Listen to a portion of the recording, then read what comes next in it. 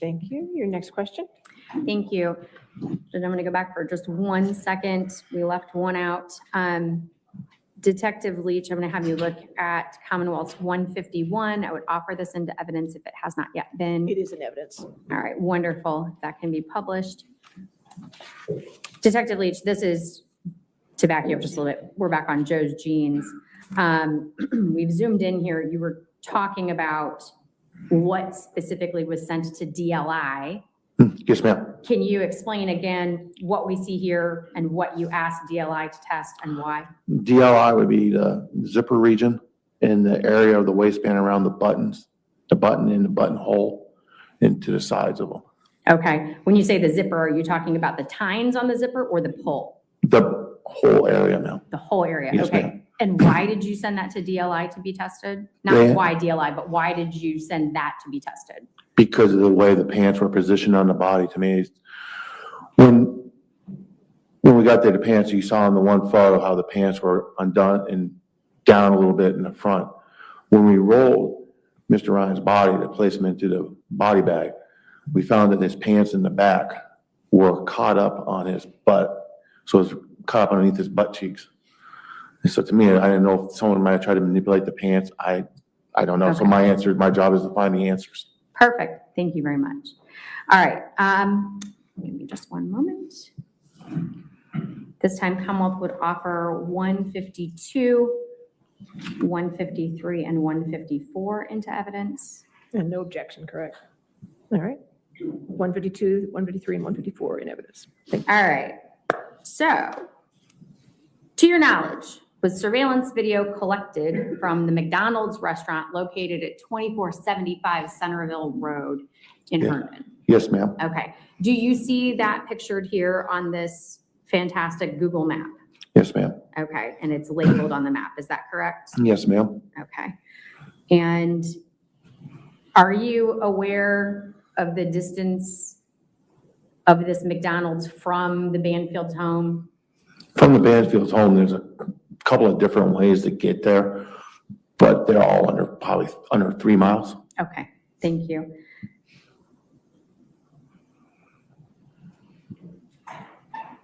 And Judge, I'm going to move to stipulated video clip 153, Commonwealth's 153. All right, this is the vantage point from the McDonald's drive-thru. Is that your understanding? Yes, ma'am. Okay, and this car creeping in here, that's Mr. Banfield's car, is that correct? Yes, ma'am. Okay.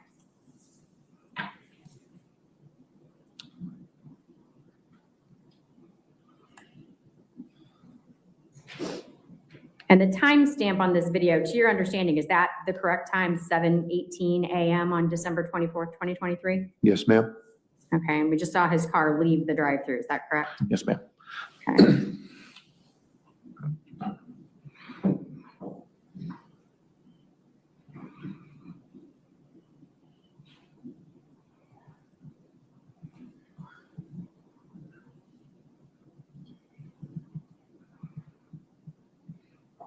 All right, and that's his car returning to the drive-thru, is that correct? Yes, ma'am.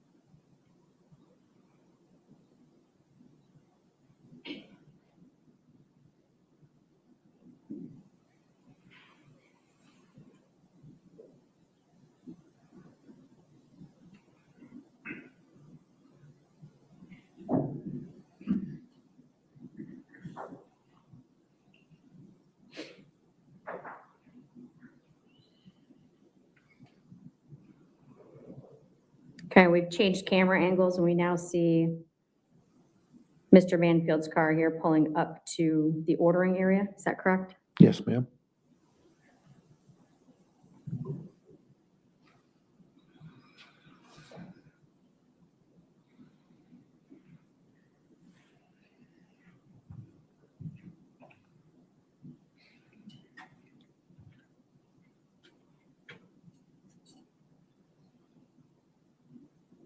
All right, and changing angles again. We're at the pay window, is that correct? Yes, ma'am.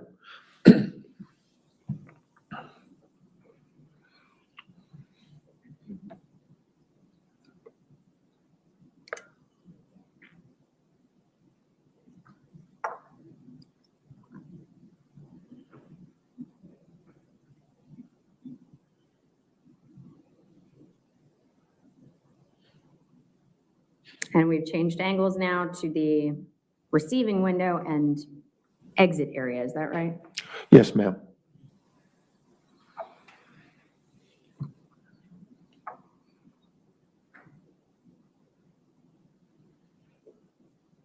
And that was a Honda Ridgeline. Now we have Mr. Banfield's car, is that correct? Yes, ma'am. The Hyundai. Okay.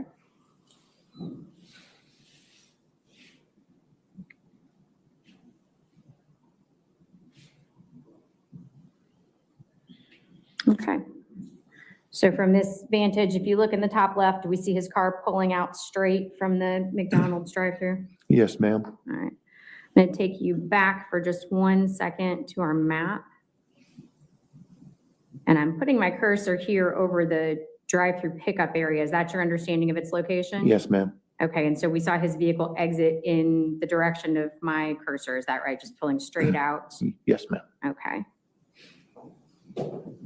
Now Commonwealth's 1:53, our timestamp has moved on to 7:29, so it's been approximately 8 minutes, is that right? Yes, ma'am. And we see him, 154. I'm sorry, 1:54, and we see him pulling into a parking spot. Yes, ma'am. Okay, and that's Mr. Banfield getting out of his car. Yes, ma'am.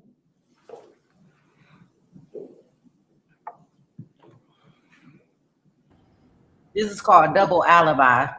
Catch me on the drive-through cameras. I need y'all to catch. Okay, we've changed angles and we see him going into, do you understand that to be the bathroom of the McDonald's? Yes, ma'am. Okay, and that's at about 7:29 and 30 seconds-ish. And so I'm gonna try to move this on a little bit.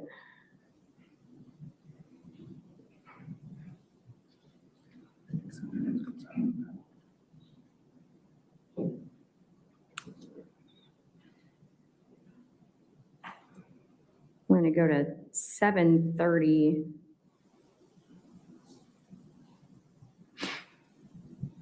Just kind of advancing it in 30-second increments. He's still in the bathroom, right? Yes, ma'am.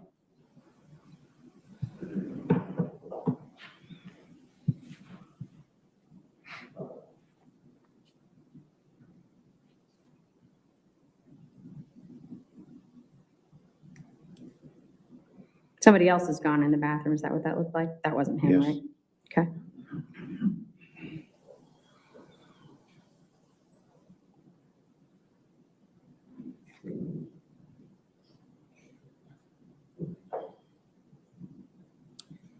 Okay, and someone's come out of the bathroom area. Still not Mr. Banfield.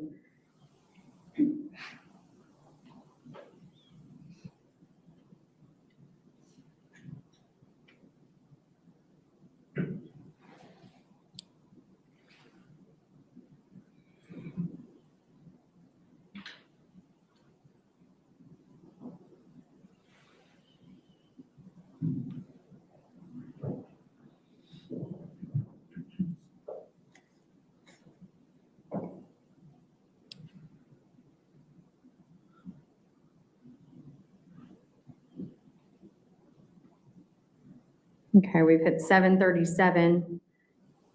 So he's been in there for approximately 7 minutes at this point. Do we now see him exiting and on his phone? Yes, ma'am. Okay. And our camera angle shifts and we follow him still on his phone out to his car.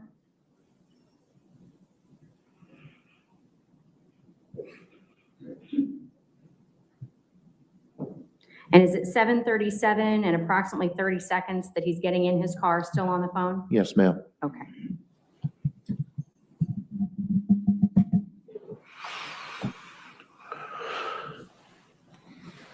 He's backing out.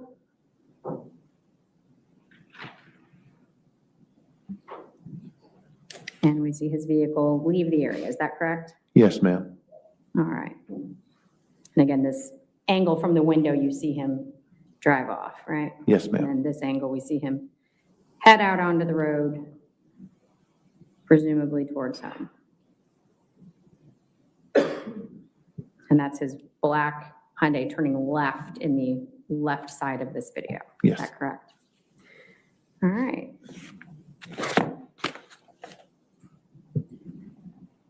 Judge, if we can terminate the display for the moment.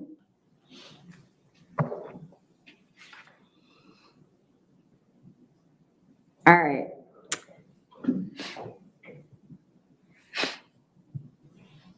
Did you have the opportunity, as the guy who keeps all of the evidence, to take possession of Brendan and Juliana's cell phones? Yes, ma'am, later on in the investigation. Okay. And do you have those here today? Yes, ma'am. Okay, I'm going to ask that these items be marked as Commonwealth's 232 for identification purposes, Brendan Banfield's cell phone, and item 233, again for identification purposes, as Juliana Perez Magalais's cell phone. And if I can have those handed to the detective, please.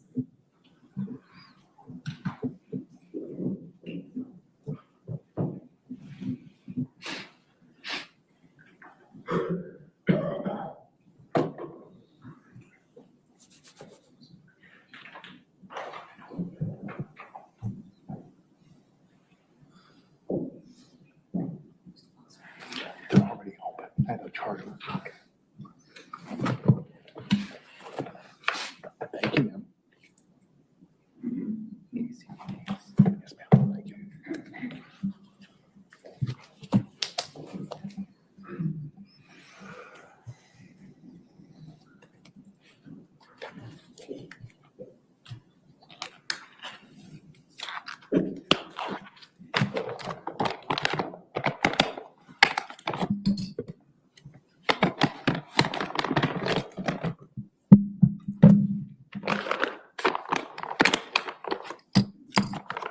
And Your Honor, I will note, I am going to ask him to turn them on so that we can look at the screens. We do not have a way to ensure that they do not make noise in the courtroom if someone were to try to I call understand. one of the numbers. I understand.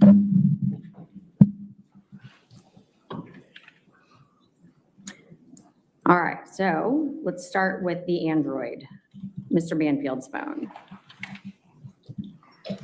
Still charging, still powering up, ma'am. I'm sorry? It's still powering up. Okay, thank you.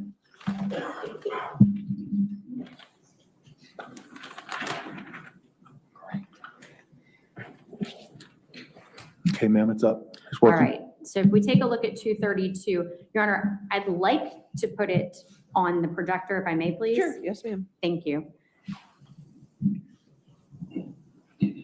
Are you still want it to the witness, or are you going to admit it into evidence this time? I am not going to admit the phone into evidence. Judge, I'd like to have the jury be given the opportunity to look at it, and then I have still photographs taken of each of the screens that I will offer into evidence as 232 A, B, C, D, E, and F. If it's not in evidence, the jury can't look at it. I was under the impression that the court would not want the object with its password given to the jury to be able to manipulate for themselves, and so we have photographs of the screens. I can I mean, you simply can enter show those evidence. photographs if there is no objection to moving directly to those items. Is there any objection to just moving to the photographs? I've seen these, so I don't. Okay, no objection. Makes Okay, it let's just easy. do that Thank then. you. Thank you, Mr. Carroll.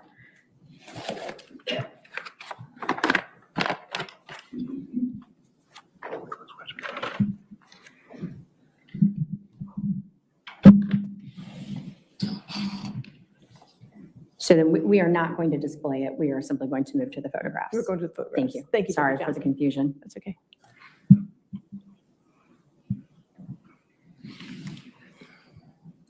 Thank you, ma'am. If I may have the court's indulgence to pull up the Yes, that's pictures. fine.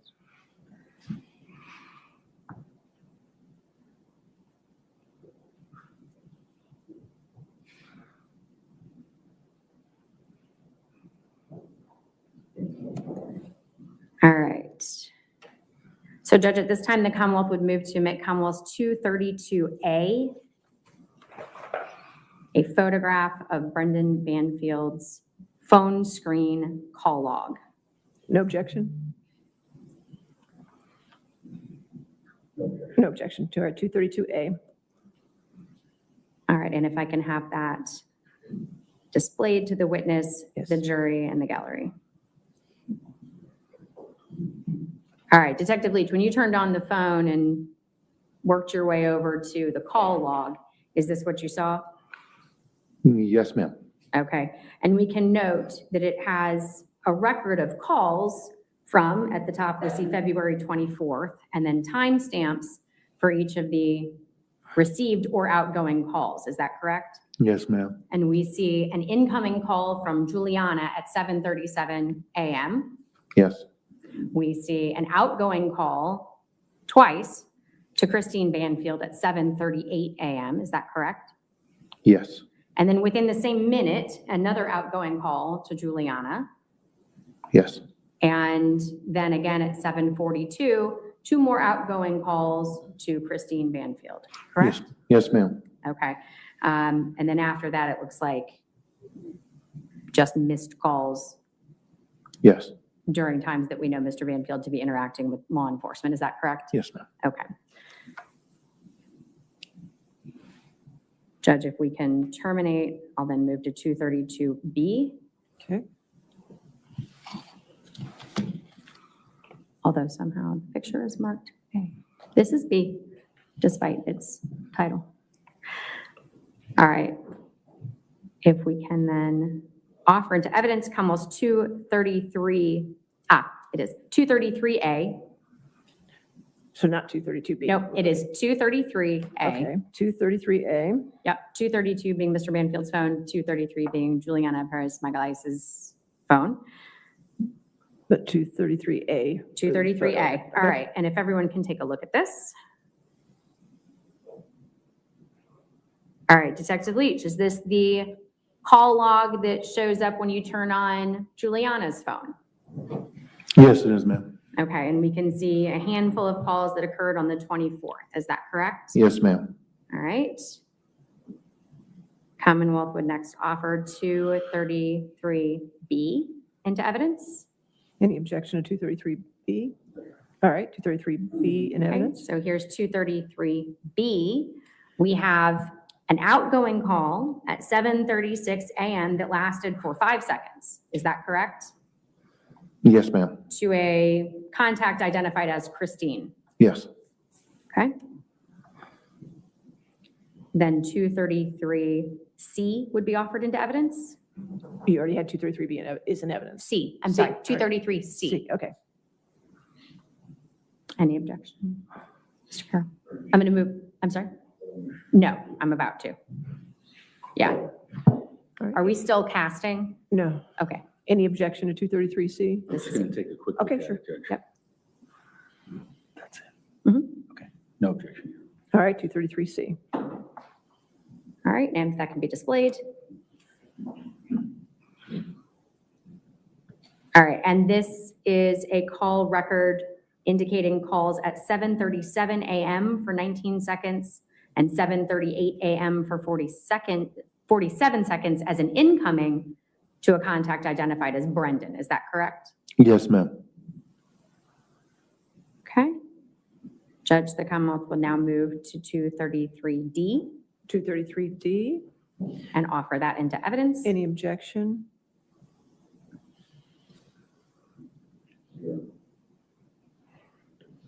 Okay, no objection. And if that could be shared. Detective Leach, this is an outgoing call from Juliana's phone to 911 at 7:47 that lasted 7 seconds. Is that correct? Yes, it is, ma'am. Okay. And Commonwealth's 233E. Any objection to 233E? No, Your Honor. All right, E in evidence. Okay. This phone call shows a missed call from a 703-877-3038. Do you know that to be the 911 direct number or the exchange? Yes, ma'am. Okay, so this is a call from 911 back to Juliana's call that was missed according to the phone, is that correct? Going to the phone line, According yes, to the ma'am. phone. Okay. I'll now move to Commonwealth's 233F. Any objection to F? No, Your Honor. All right, 233F in evidence. And I'd ask that be published. This is our last one, I promise. This is a log of calls to 911. We have a canceled call at 7:48, a canceled call at 7:49, and then an 8-minute outgoing call from Juliana's phone at 8:02 a.m. Is that correct? Yes, ma'am. All right. Your Honor, I do not believe I have any additional questions for this witness. Can I Clarify exhibits? have a question. Well, 144 through 148, you asked to be admitted into evidence, which we admitted into evidence, but I don't have any, you didn't display any 144 through 148. If I can have the court's indulgence for just one moment. Sure.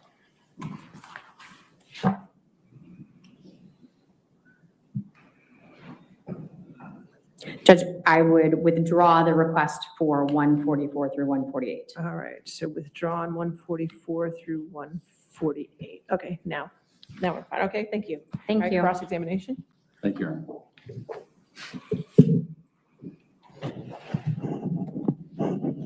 To do the pictures? Yeah, just let me know.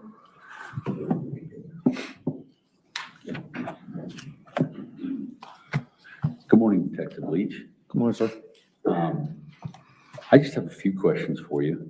And I think I'm just going to kind of go backwards from where we ended up with regard to the pictures, if that's all right. Yes, sir. You raised, you actually decided, I believe, that DNA Labs International was going to be included in the examination of the zipper area and the pants area. And I think you had said something about it. They had tools that the DFS doesn't have. The pump, yes, yes, sir. Okay. And so were you the one who made the decision that DLI was where this was going to go? I met with the state lab. I was out at their facility, spoke with them, showed them what we had, and they actually recommended using the MVAC for that process. Okay, and the MVAC is designed to pick up finer particles, is that right? The MVAC is like a wet vac you would use in your house. It uses moisture in a vacuum, so it injects the moisture, then sucks that moisture back up. Okay. And it's used for DNA collection. And that's something that Fairfax County Police nor DFS has the ability to do? Not at that time, we did not, no, Is sir. that so that's the only reason why DLI would be brought in? Yes, sir. Okay. And then were their samples then, if you know, were they then analyzed by them or were they analyzed by DFS at that? I would not know that, sir. That's for the examiners, the lab people, sir. Okay. So, so in conjunction with DFS, you decided that this was a resource that we needed to kind of find the opportunity for and get them to do what the MVAC. Yeah, we wanted an area process, and with the recommendation of the lab, Okay. we went through DLI. Now, I didn't quite catch I guess you had suspicions because in the zipper region, it appeared that the pants were being opened the way they were left when you found them. When we arrived on scene, and you saw through the photos, his pants were undone, the zipper was down, and the pants were pulled down slightly. And we were trying to determine why that was. And that was pulled down on the backside, so. On the backside of the pants, if you're facing a person, it angled from the front down towards the back. And the back pants, the top of the jeans were underneath his buttocks. Okay. And that caused significant enough concern that you had to go to that area? It was an answer. I was trying to answer that question is why the pants were like that, and if they were, who did it? Okay.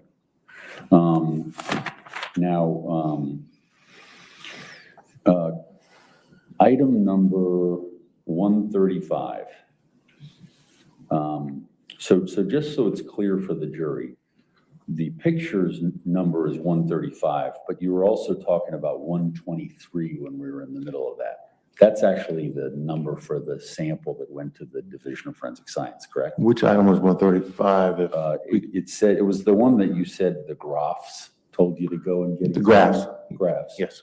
And so that would have been relating to the genes of Joe Ryan, I believe. There's the Do you genes of mind? the, Sorry? I think 135 I have is the genes of the defendant. But Oh, I'm sorry, genes of Brendan Banfield. If Your Honor wishes, I can. did you want to see the picture? Yes, I think Okay. the witness probably would be. Okay, that's fine. Please.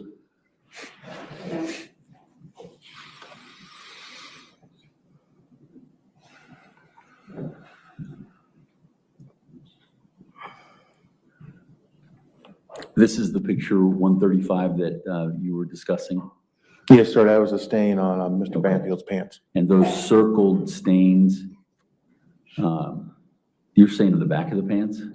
That's on the front leg, front right Okay, leg. front right leg, yes. Yes, sir. Okay, that's what I thought. And so, had these pants already been sent to the Department of Forensic Science prior to this submission? No, sir. Okay, so these were left until such time as the graph said, we need to know what that is. Yes. Okay, and and so they went ahead and you sent that to the Division of Forensic Science, and then it was analyzed. Yes, they requested me to take and submit it to the state lab. I contacted the state lab, explained the situation to them, and they were willing to accept them. Okay, and are you the one who decides, as a general rule, what's getting tested, or is it the lab that decides what's going to get tested? It will be the lab, sir. Okay, and in this situation, had you made, prior to getting the guidance from the graphs, had you made the decision that this was not something that you wanted to get tested? It's not that I didn't want to get it tested, sir. As we progress through the investigation, new evidence, new questions come about, and we try to answer those. And so when we got to the pants, this question came up, Okay, and I said, I thought it was a good suggestion, and we submitted it. and so what time, in the timeline of getting to today, when was that sent on to the lab? Do you know? That was, I'd have to refer to my notes to give you an exact date on that one, Do you sir. have access to those? Yes, sir. Okay, yeah, that's fine with me.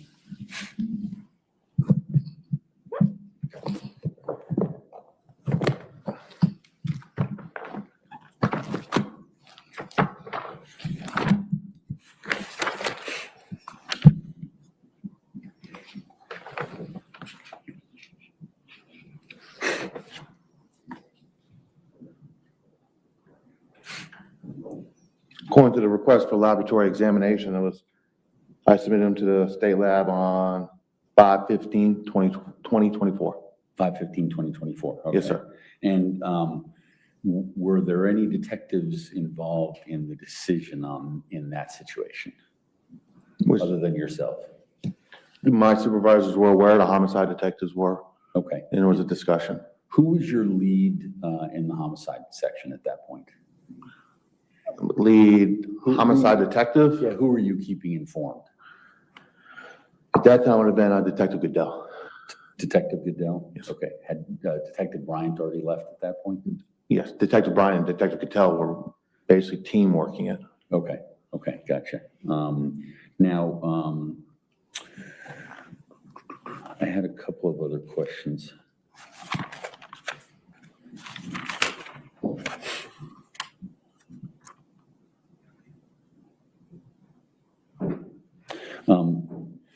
So just to kind of go a little further into it, the state, when you bring a pile of evidence there, the state lab's going to determine what they're willing to test, correct? We don't bring the evidence to them initially, no, sir. So you have a discussion with them and say, this is the evidence we have. We're thinking about bringing it to you. Yes. And then the discussion occurs. We go, like on this particular case, We went out there, met with them, myself, homicide detective. We discuss what we have, we show them what we have. We seek any suggestions or thoughts from them. We tell them what we would like to submit, and then they will go through that, and then they'll let us know what they will accept. Okay, so they're the final authority. Yes, sir. And so if something hasn't been tested that you might have wanted, they explain to you why that wasn't going to happen and it didn't get tested. They have their reasons, sir. Okay. I can't speak for them. And so if someone who wasn't privy to that conversation, the only way we can know that they've asserted their authority is that something wasn't tested. Yes, sir. Okay. And I just have a couple of questions regarding some of the other things that you've testified to. Bear with me.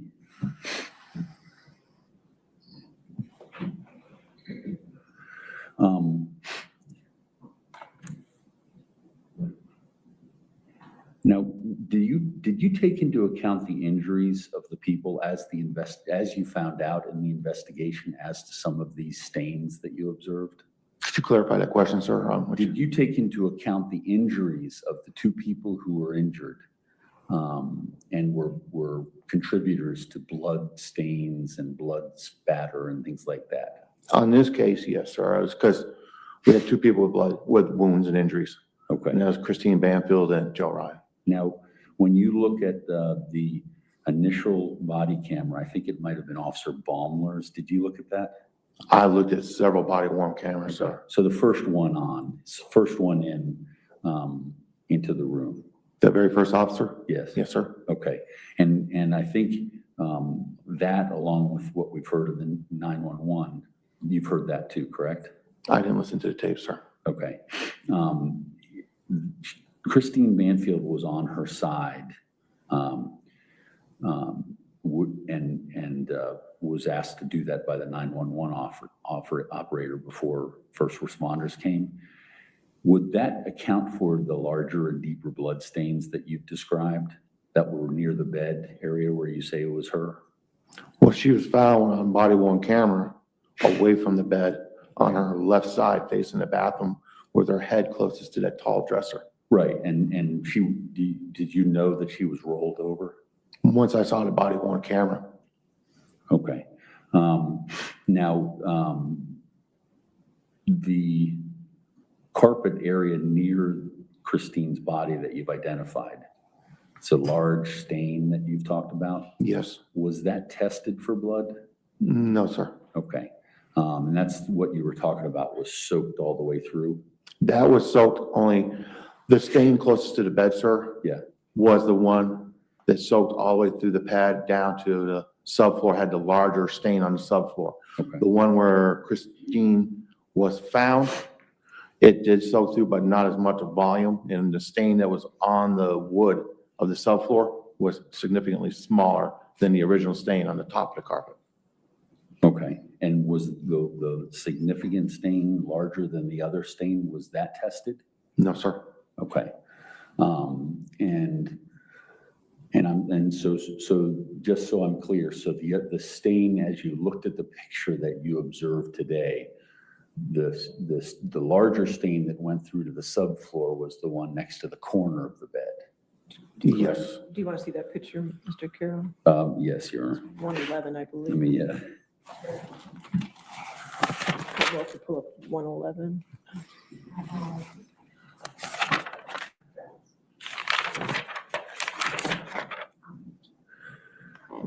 There we go. Mr. Carroll, the picture on the screen if you want. yes. So I'm looking at the picture in the same direction you're looking. Yes, The sir. one that just so I'm correct, the one that you indicated had the larger stains that went all the way to the floorboard was the stain near the bedpost of the bed. Yes, sir. Okay. And that's the one that you've testified was not tested. To make it easier to show for you, my notes, that stain you're looking at, I designate as blood stain 1. Blood stain 2 is going to be the one closer to the dresser. Yes. Blood stain 1 and blood stain 2, neither were sent to the lab for processing. Okay. And so we're not sure who the contributor of that blood on blood stain 1 and blood stain 2 is. No, sir, We don't have any confirmation through DFS. we don't have DNA forensic but we have body worn camera showing her body position. Okay. Now,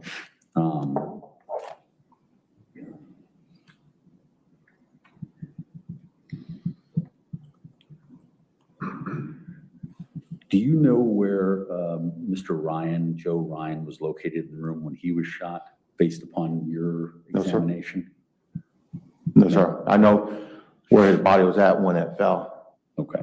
And that was the one near the dog bed, correct? Yes, sir.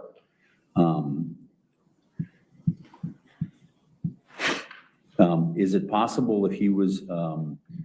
Ryan was shot at the foot of the bed, which is where those stains are, that the blood would be in the same area? If that's where he was shot, it could be, yes, sir. Okay. But there's no way of knowing that. No, sir. Okay.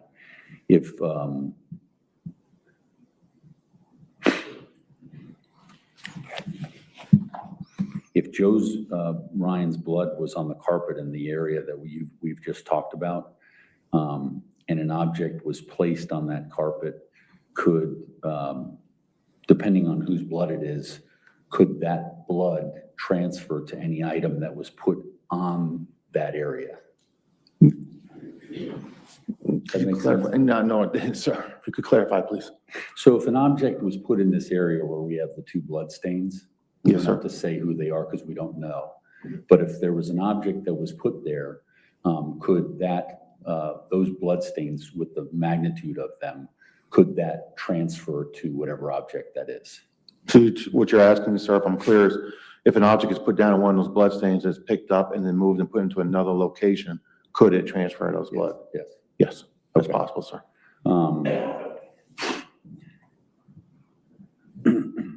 Do you have, in terms of I know you only have a limited kind of focus in this case, but do you have any idea whether my client is a right-handed shooter or a left-handed shooter?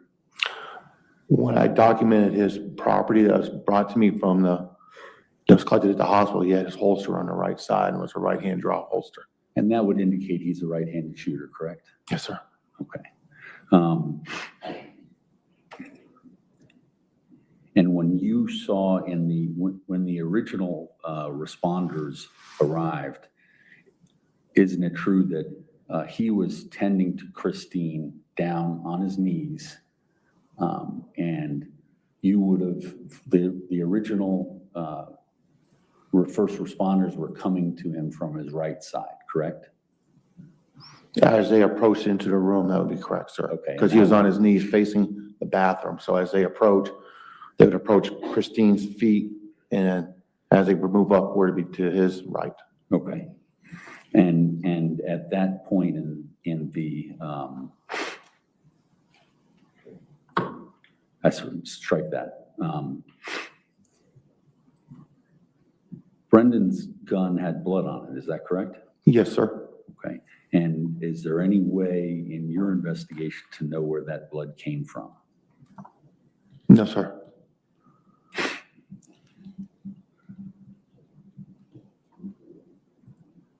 If it had been sitting in that large and deep blood stain that we just talked about, could that have transferred to the gun? That's possible, yes, sir. Okay.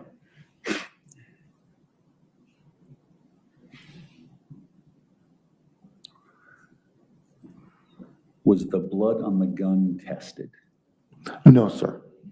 Okay. Was that an issue that was of concern to Fairfax County Police, or was it up to the lab to not test it? Objection calls for speculation, given that phrasing of the question. I'll sustain it if you want to rephrase your question. Okay. Mr. Carroll. Who made the decision as to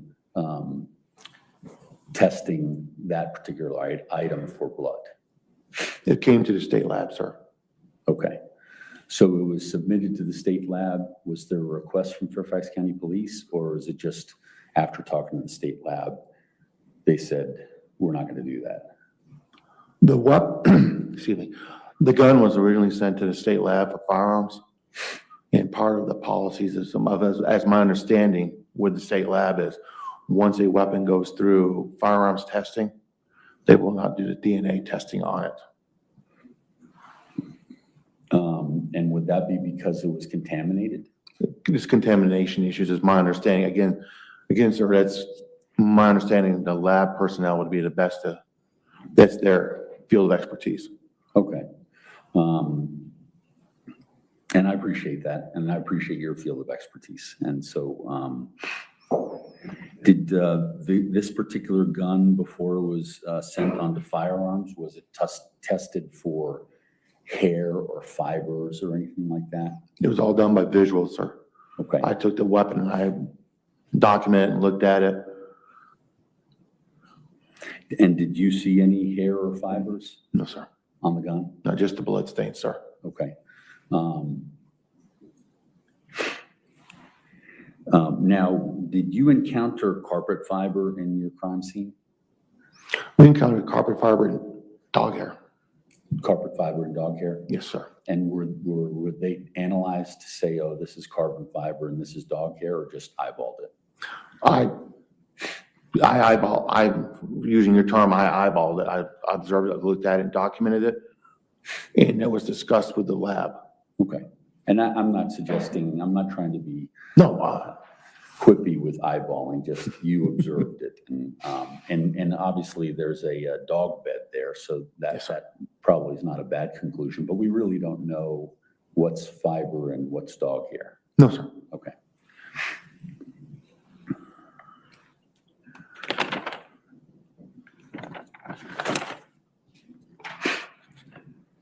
Now, the cell phones that we were just talking about, I think we saw the screenshots of them.